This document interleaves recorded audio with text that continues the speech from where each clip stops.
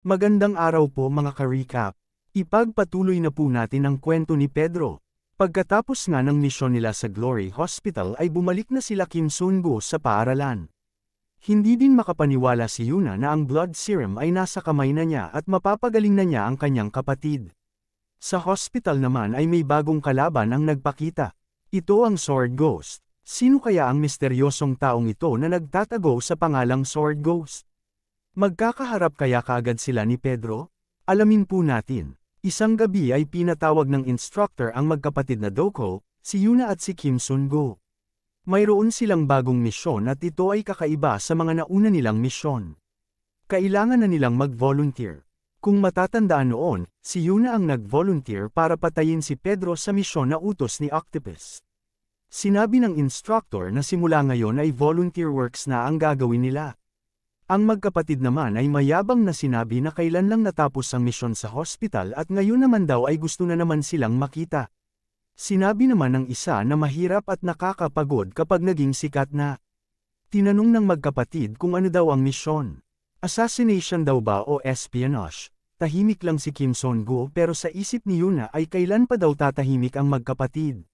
Sinabi ng instructor na kahit siya ay hindi sigurado bakit ang misyon na ito ay ibinigay sa kanila. Pero ito daw ang dahilan kung bakit ang kanilang volunteering club ay naririto. Kailangan daw nila na gawin ng maayos ang kanilang trabaho. Sa sumunod na araw sa isang lugar malapit sa dagat, pumunta doon ang magkapatid, Yuna at si Sun-go. Nalito ang magkapatid kung ano ang nadatnan nila. Sinabi ng isa na sigurado siya na sinabi ng instructor na volunteering ang gagawin nila. At ito rin ang narinig ng isang kapatid, kahit si Yuna ay di makapaniwala. Akala niya ay may takip ang kanyang tenga nang sinabi ng instructor ang volunteering pero literal na volunteer ang gagawin nila. Sinabi ng mga bata kay Yuna na mga weirdo daw ang mga kuya na kasama niya. Sinabihan ni Yuna ang mga bata na ganyan talaga ang magkapatid kaya intindihin na lang daw nila. Para naman kay Kim Sun-go ay huwag silang malungkot. Para daw ang kanilang club ay makilala ng paaralan ay kailangan nilang gumawa ng totoong volunteer work at ito yata ang gagawin nila ngayon. Pero ang dalawang magkapatid ay nangisay sa sahig at nagrereklamo na parang mga bata. Ang gusto nilang volunteer ay ang volunteering na ginagawa ng Glory Group at hindi magbantay ng bata. Ayaw nilang maging alipin ng kanilang napakahalagang katawan sa lugar na ito. Bigla namang may bumati sa kanila. Tinanong sila kung sila ang volunteer na ipinadala. Napakagandang babae ang bumati sa kanila. Si Yijin, isang high school teacher sa paaralan na yon, nagbago ang ekspresyon ng magkapatid. Bigla silang ginanahan at nagsimulang magtanggal ng damo. Sinabi nila na inaalay nila ang kanilang buhay sa pag-volunteer. Pinigilan pa sila ni Teacher Eugene dahil ang ibang binubunot nila ay bulaklak na. Tinanong ni Yuna si Sun-go kung nagagamot pa daw ito pero tila hindi nasagot ni Sun-go. Pero nalilito pa rin si Yuna kung bakit pinadala sila dito. Hindi din naman ito paaralan na malapit lang sa kanila. Isa itong lugar na 500 kilometers ang layo sa Seoul. Kahit ang kanilang instructor ay wala din alam kung bakit doon sila ipapadala basta daw ay ito ang nakalagay sa opisyal na dokumento para sa kanilang misyon. Pinag-ingat pa rin sila ng kanilang instructor dahil volunteering pa rin ito at di nila alam ang mangyayari. Umalis na si Sun-go at sinabi lang kay Yuna na siguradong may dahilan kung bakit sila ipinadala sa lugar na ito. Nalito si Yuna at sa tingin niya, mukhang walang gana si Sun-go sa mga nakalipas na araw, nagpahinga naman ang magkapatid sa ilalim ng puno. Tinanong nila si Yejin kung estudyante daw ba siya dito. Natawa na lang si Yejin at sinabi na guro siya dito. Mukhang pinupuri siya ng dalawa dahil mukha siyang bata. Pinatigil ng magkapatid na magsalita pa si Yejin. Huwag daw itong tumitig sa kanila ng matamis dahil estudyante sila at teacher si Yejin. Bawal daw ito. Pero sinuwi sila ni Yuna at itigil na daw ang pagsasalita ng kalokohan. Bigla namang may dumating na parang security guard at binati niya sila Yuna. Siya daw ang tagapangalaga ng paaralan. Lumapit ito sa kanila ni Sun-go at nagbiro pero parang hindi naman nakakatawa. Dinagdan pa niya ang kanyang joke pero ang teacher lang ang natawa. Sinabihan siya ni Yuna na tumigil na.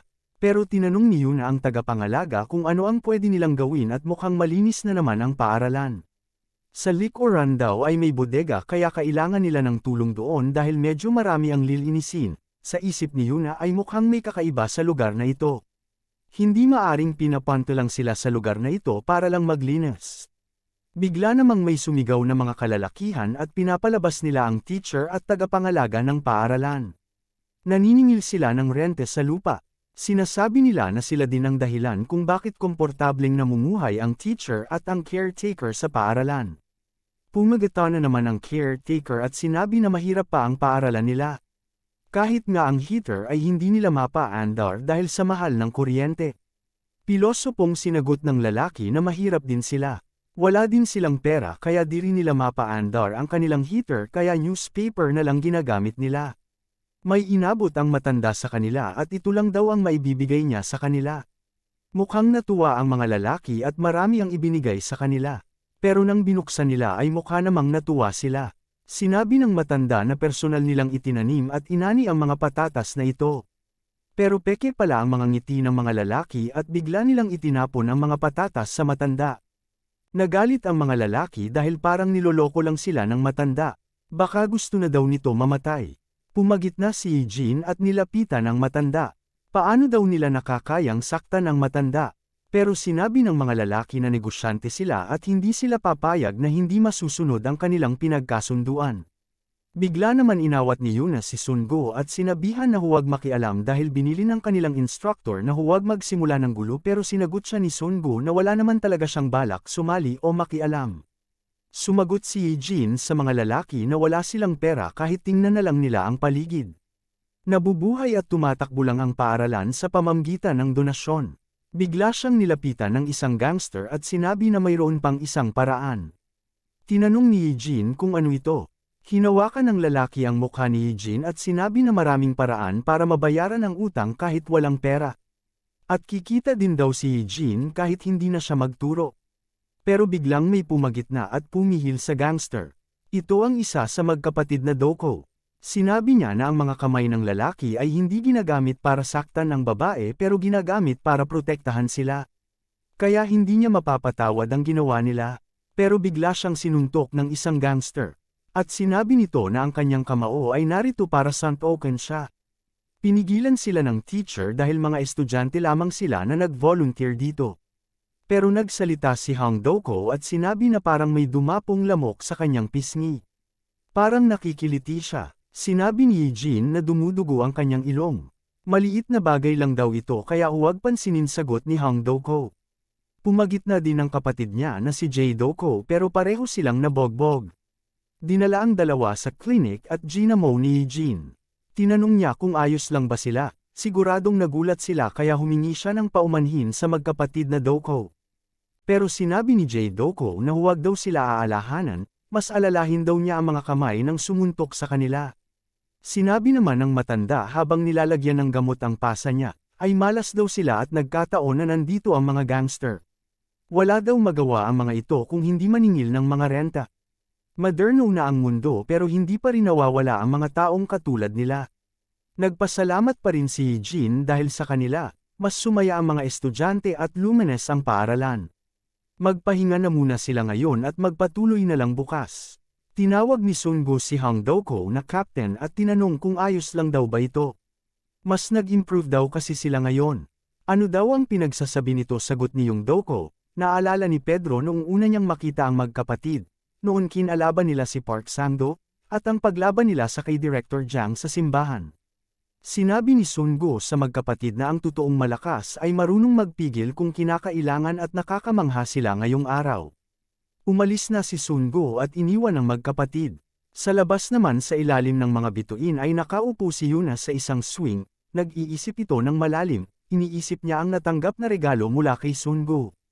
Hindi pa siya sigurado kung para ba talaga sa kanya iyon pero laking gulat na lang niya nang makita ang laman nito. Ang blood serum na kinakailangan ng kapatid niya.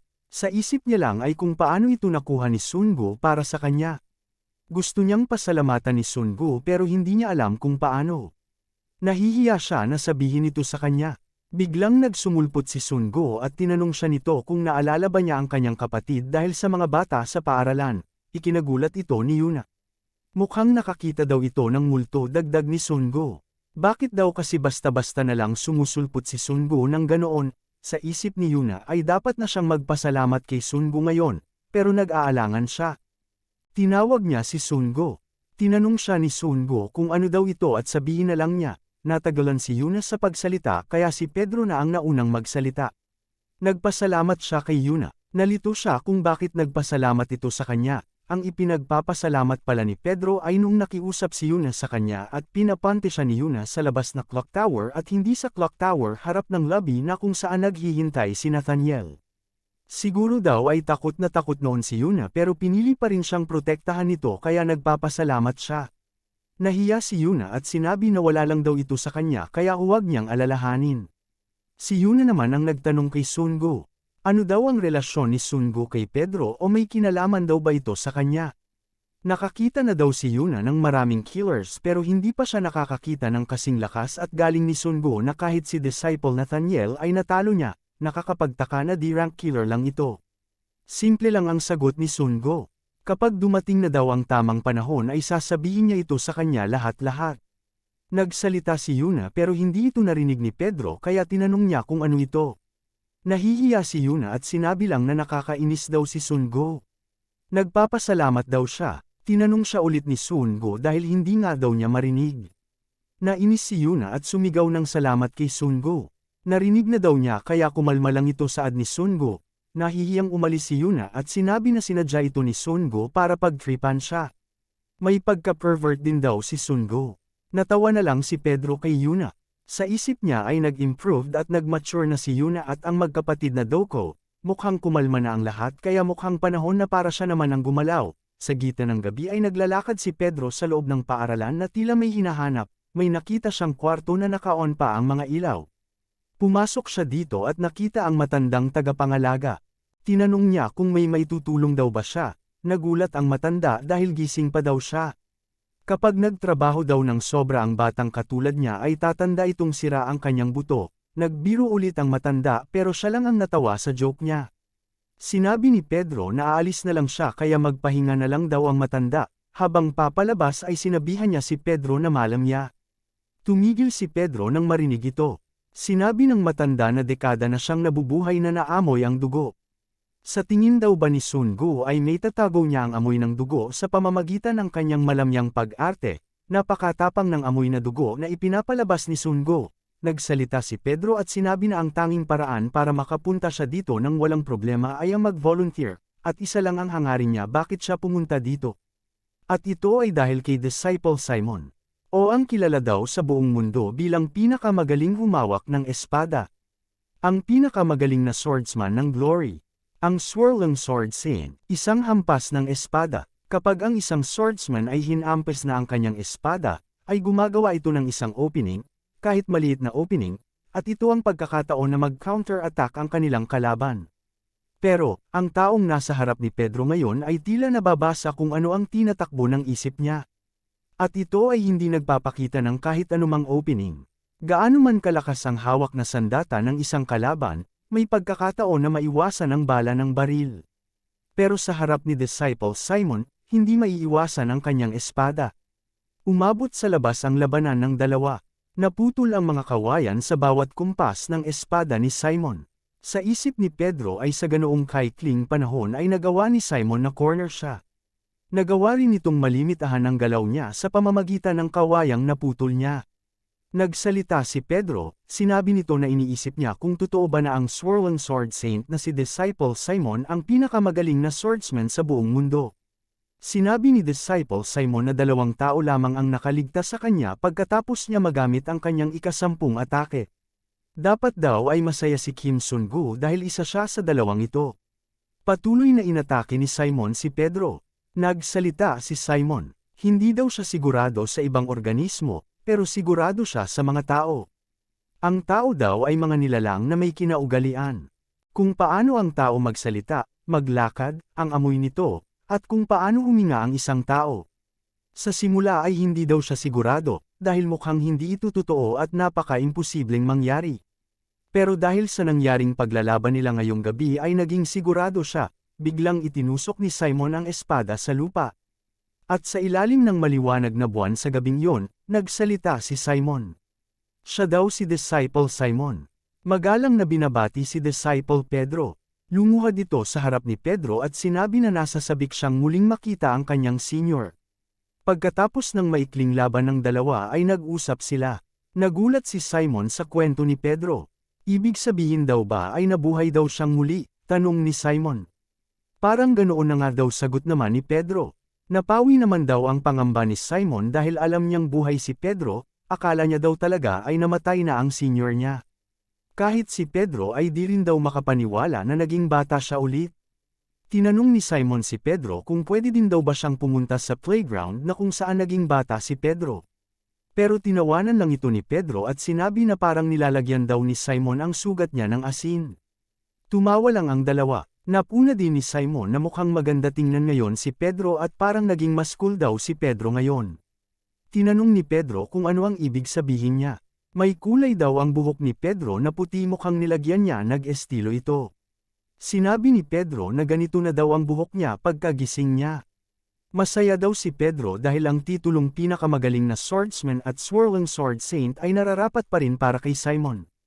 Muntik na daw siyang mamatay kanina. Alam naman daw ni Simon na siya si Pedro kaya sigurado itong hindi siya mamatay. Sinabi lang ni Simon na mapaglaro talaga ang senior niyang si Pedro, magaling pa rin daw talaga siya sa paghawak ng espada, dagdag ni Pedro. Sinabi ni Simon na ilang taon na rin ang nakalipas na puro walas lang ang hinawakan niya kaya naninibago din siya sa paghawak ng espada. Ang kanyang galing sa paghawak ng espada ay nanggaling din umano kay Pedro na siyang nagturo sa kanya. Pero iniba ni Simon ang kwento at tinanong si Pedro kung ano ang dahilan niya bakit pumunta siya dito sa probinsya. Tinanong ni Pedro si Simon kung narinig daw ba niya ang balita sa Glory Divine Hospital at kay Nathaniel. Narinig niya daw ito at malaking gulo daw ang nangyari pero biglang sumigaw si Simon nang mapagtanto niya na ang kanyang senior ang may gawa ng lahat na iyon. Sinabi lang ni Pedro na ganoon na nga ang nangyari. Nagtataka pa siya kung sino daw ang baliw na gagawa nito. Tinanong ni Pedro si Simon kung sinong baliw. Binago ni Simon at sinabi na kahanga-hanga daw ang ginawa ng senior niya. Tinanong niya si Pedro bakit naman daw niya ito ginawa. Sinagot ni Pedro si Simon na plano niyang pabagsakin ang Glory Group. Nag-alangan si Simon. Sinabi nito na kahit daw siya si Pedro, ay masyadong delikado ang gagawin niya. Alam daw nila kung anong klaseng lugar ang Glory. Kaya kung may pinaplano daw ito, sasama siya kay Pedro. Papatayin niya daw silang lahat. Pero sinabi ni Pedro na manatili na lang daw siya dito at maglinis ng paaralan. Gusto talagang sumama ni Simon pero pinaalala sa kanya ni Pedro at tinanong kung sasayangin lang daw ba niya ang panahon na nakapagtago na siya. Naaalala pa rin daw ni Simon ang nangyari noong gabing iyon. Kung hindi daw siya napigilan ni Pedro ay malamang namatay na siya doon. At ang batang nasa trono ay hindi mabubuhay sa karang yon. Kahit daw siya ay mamatay ay gugustuhin niya ito, naalala ni Pedro si Father. 60 taon na ang nakaraan. Ang Honor Orphanage ay itinayo ni Father Gabriel. At sa dinami-daming mga bata na lumaki doon, kasama si Pedro ay 12 silang napili. At simula ng araw na iyon, ang lupa at putik sa kabundukan ang naging panlasa nila. Araw-araw ay kaligtasan laman ang iniisip nila. Pagkatapos na tratuhing mga hayop at makaligtas sa malupit na training na iyon, ang 12 na nakaligtas ay na-promote at naging sekretong mga agents ng kanilang bansa. Kilala sila sa tawag na 12 Disciples. At hindi na malaya ng lahat na ang Glory at ang 12 Disciples ay naging malaking organisasyon at nagkaroon ng malaking impact sa buong mundo. Pero nagbago ito isang araw nang may dumating na bata na dala ni Father Gabriel. Walang sino man ang nakakaalam pero si Father Gabriel ay gustong i-adopt ang bata, nakalipas ang mga panahon at ang batang iyon ay nagsimulang hangarin ang trono ni Father Gabriel. At dumating nga ang araw na iyon at siya na ang naghari sa buong Glory Group at nakuha ang trono para sa sarili. Sobrang galit si Simon noong araw na iyon. Pero pinigilan ni Pedro si Simon sa pagkakataong iyon. Sinabi ni Pedro kay Simon na hindi pa ito ang panahon para gawin nila ito. Ang organisasyon ng Glory Group, na dati ay gumagawa para sa ikabubuti ng bansa, ay naging isang organisasyon ng mga asasin, na puno ng korupsyon. At siya daw bilang Pedro, ay nabibiyaan ng isang pagkakataon, ang pagkabata niya na siyang pinakamatinding sandata niya. Kaya daw ay mag-relax lang si Simon, dahil siya mismo, bilang Pedro, ang wawasak sa kaharian ng Glory. Pagkalipas nga ng ilang araw ay dumating na ang panahon para bumalik sila sa paaralan. Napakseryoso ng magkapatid na Doko. Kung tao ka raw, kung ano ang iyong ginawa, ay babalik din sa iyo. Pero biglang sinabihan nila ang mga bata na bakit sila kay Sungo lumalapit ngayong sila naman ang gumawa ng paglilinis sa paaralan.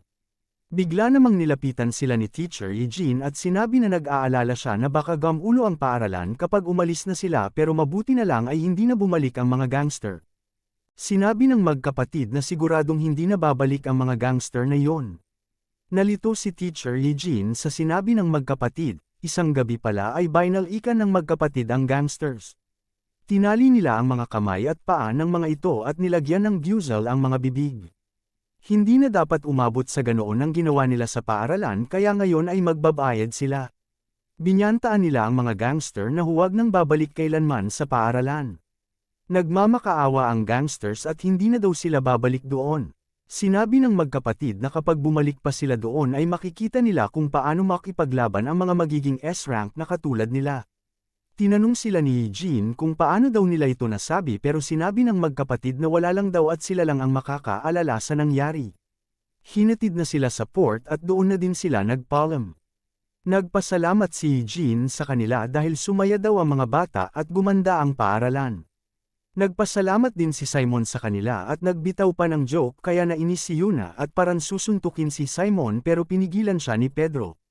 Tinawag naman ng magkapatid si Teacher Eugene at sinabi na babalik sila dito taon-taon para lang mag-volunteer. Masaya daw si Eugene kapag bumalik sila.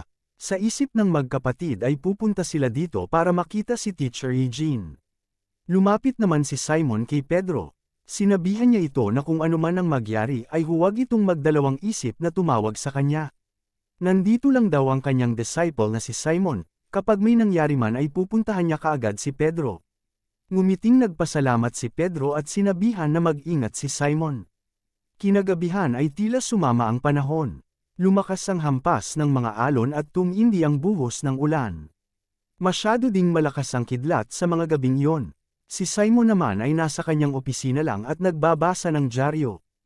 Tinanggal niya ang kanyang sombrero at sinabi niya na nakakapagtaka daw ang mga nakalipas na araw dahil nakakatanggap daw siya ng nakasasayang mga bagay. Pero di niya inaasahan na may bisita pala siyang darating. Mukhang hindi naman mag-volunteer ang mga ito kaya ano daw ang ginagawa nila sa probinsyang ito. Sinabi ng tila isang babae na dito lang daw pala siya nagtatago. Ang isa sa 12 disciple ni Father Gabriel, si Disciple Simon. Ang Swirling Sword Saint at ang pinakamagaling sa buong Korea. Mukhang kilala ni Simon ang mga ito. Isang babae na may espada kasama ang isang lalaki na parang oso. Mukhang siya daw ang bagong peking disciple Simon ng Glory, sa nabalitaan niya raw ay siya ang pinakamagaling na swordsman sa Japan. Ang Sword Ghost. Tinanong ni Simon kung ano daw ang sadya nila dito, balak daw ba niyang kunin ang kanyang titulo, wala daw pakialam ang Sword Ghost sa titulo niya, napunta lang sila dito para kumita ng pera. Sinabi ni Simon na hindi niya alam ang gagawin sa kanila.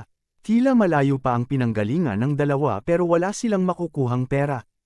Mali daw ang isang sinabi ng Sword Ghost, walang pakundangan daw siya kung magsalita at ang lakas ng loob nito na tawagin lamang siyang pinakamagaling sa Korea. Pero huwag daw silang mag-alala dahil siya, bilang Simon ay maalaga sa kanyang mga bisita. Kaya maglalaban sila hanggang kamatayan.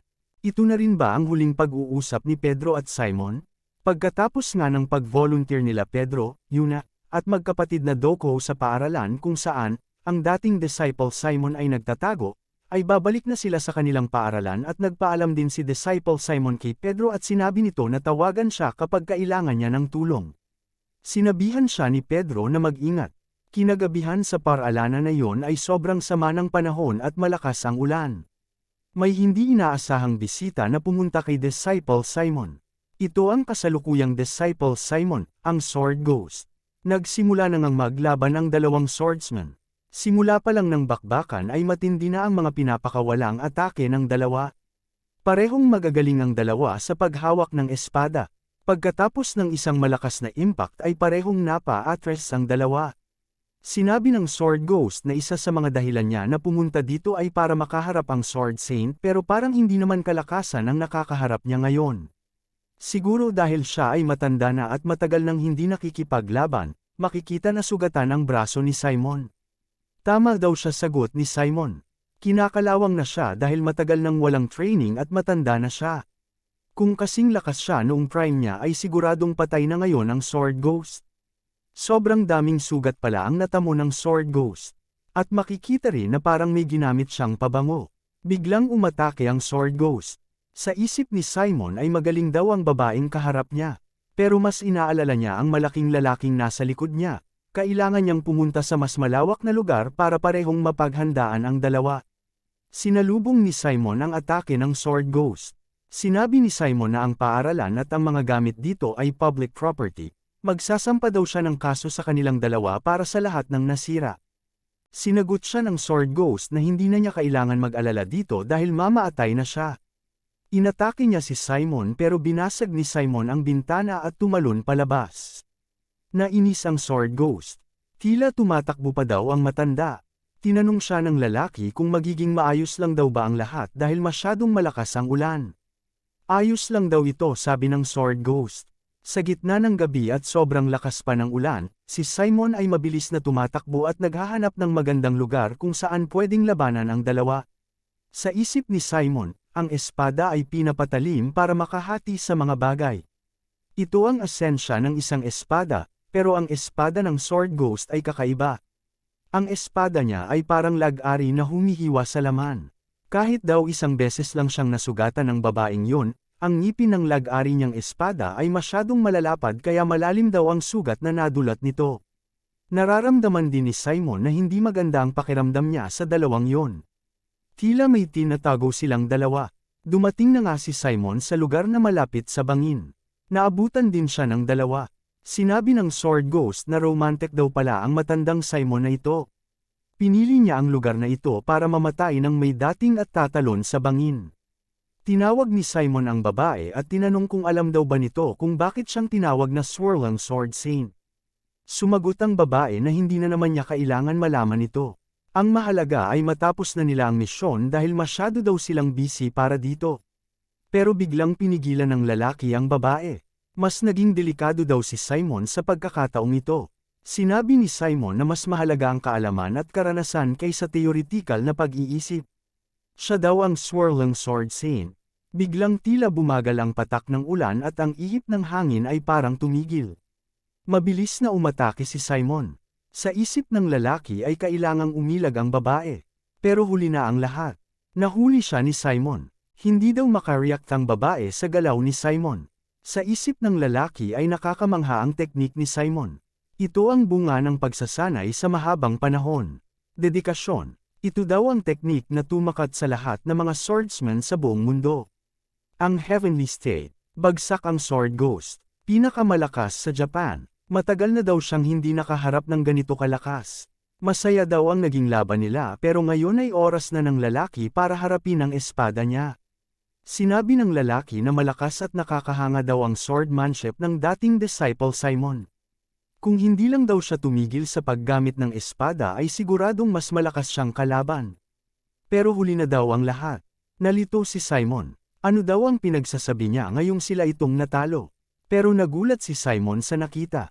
May sugat siya sa kanyang katawan at malaki ito. Hindi niya maaintindihan ang nangyayari. Imposible daw na nasaktan siya. Paano daw ito nangyari? Biglang nagsalita ang babae at kinagulat ito ni Simon. Nakakatuwa daw ang makhan ng matandang Simon. Sigurado si Simon na nahati niya ang babae. Parang kakaiba ang kanyang pakiramdam. Parang naposes daw siya ng ghost. Naghahalusinate siya. Naalala niya noon nag-spray ng pabango ang babae. Doon yata nagsimula. Nakakinis daw, sabi ni Simon. Isang ilusyon lang pala ang lahat. Pero isang pagsubok lang ito para sa kanya. Kung inaakala nilang hindi daw siya handa sa mga ganitong sitwasyon ay nagkakamali sila. Ilang libong beses na niya ginagamit ang kanyang espada kaya kung hindi niya makita ang ghost, ay ipipikit niya lang ang kanyang mga mata. Ilang beses na daw niya nagamit ang teknik na ito kaya ang paningin ay hindi na mahalaga sa kanya. Inatake ni Simon ang lalaki. Sa isip niya ay nakakatakot nga ang matandang Simon na ito. Hindi may kakaila kung bakit siyang tinawag na Swirling Sword Saint. Pero hindi rin niya inaasahan na magiging ganito ang sitwasyon niya. Tila baliw si Simon na hinahampas ang espada sa hangin. Natatawa na lang ang babae kay Simon dahil parang lasing daw ito. Pero wala na siyang magagawa kahit anong sabihin niya dahil hindi rin naman siya nito maririnig kaya tatapusin na lang niya si Simon. Ipapakita niya kung bakit siya tinawag na Sword Ghost. Ano kaya ang mangyayari kay Simon? Makakaligtas pa kaya siya sa ilusyon na ito? Sa paaralan naman ng Glory Group ay bumalik na sila Kim Sun-gu, Yuna, at magkapatid na Do-ko. Tinanong ni Yuna si Hang Do-ko kung bakit siya malungkot. Sinabi ni Hang Do-ko na masakit pala ang pag-ibig. Hindi na daw nagre-reply si Teacher Eugene sa kanya. Pinakita niya ang mga text niya kay Teacher Eugene. Sinabihan siya ni Yuna na hindi talaga magre-reply si Eugene sa kanila kung ganyang ang mga mensahe niya. Pero sinabi ni Hang Do-ko na parati naman nagre-reply si Eugene sa kanya. Pinakita niya ang mga mensahe nilang dalawa. Totoo daw pala ito, sagot ni Yuna. Parang anghel nga si Teacher Eugene, tinuturing niyang mga bata ang magkapatid na Do-ko. Sinabi ni Hang Do-ko na pagkatapos daw na mag-send ng isang imahe si Teacher Eugene ay di na ito nag-reply. Makikita ang nakasulat na isang babae na gumagamit ng espada at mukhang osong lalaki. Pagkatapos daw na ma-send ni Eugene ito ay di na siya nag-reply. Tinanong nila si Yuna kung ano daw ba dapat gawin sa mga ganitong babae, pero hindi daw pala babae si Yuna kaya kalimutan niya na lang ito. Tinawanan siya ng magkapatid kaya nagalit si Yuna. Biglang umalis si Pedro at may tinawagan. Tinanong siya ng magkapatid kung saan siya pupunta. Tinawagan pala niya si G1. May pinuntahan si G1 at Pedro kasama ang matandang alalay ni G1 at ang aso. May kahon sa lugar na iyon at tila hindi maganda ang pakiramdam ng aso sa kahon na iyon. Naramdaman ni G1 na galit si Pedro sa pagkakataong iyon at nararamdaman niya rin ito sa aso niya. Di sumasagot si Pedro sa mga tanong ni G1. Naalala niya ang pinag-usapan nila ni Simon sa isla noong nag-volunteer sila. At ang huling pag-uusap nila bago siya bumalik. Sa isip ni Pedro ay kung pinayagan niya sanang sumama si Simon sa kanya o di kaya ay nagpaiwan siya. Hindi ito mangyayari. Ang laman ng kahon ay ang braso ni Simon. Sa malayo ay may nagmamasid sa kanila. May tinatawagan ito at sinasabi na nakuha na ng mga target ang regalo. Sigurado daw ba siya kung si Pedro na ang nakikita niya? Sigurado daw siya dahil matandang lalaki ito. Pero may kasamang babae at batang lalaki at aso pa. Pero biglang nawala ang batang lalaki. Nagulat siya nang biglang may kumuha ng telepono sa kamay niya. Hindi siya makapaniwala paano nakarating ang lalaki sa kinakatayuan niya. Sinagot ni Pedro ang telepono. Nagtangkang atakihin siya ng lalaki pero walang nagawa ito dahil unti-unting binabali ang kamay niya. Natuwa ang babae na nasa telepono dahil si Pedro na yata ang kausap niya. Tinanong siya ni Pedro kung tinatawag niya ba ang sarili niya na ghost. Dahil hindi niya alam kung bakit masyadong kumpiyansa daw itong naglilibot at nagwawala. Pero sana daw ay mag-ingat siya, dahil kapag hindi, siya mismo ay mamamatay ng sobrang sakit sa kamay ng tunay na multo. May paghihiganti ba ni Pedro si Simon? Abangan po natin sa susunod na kabanata. Maraming salamat po sa panunood. Please like our videos and don't forget to subscribe. See you!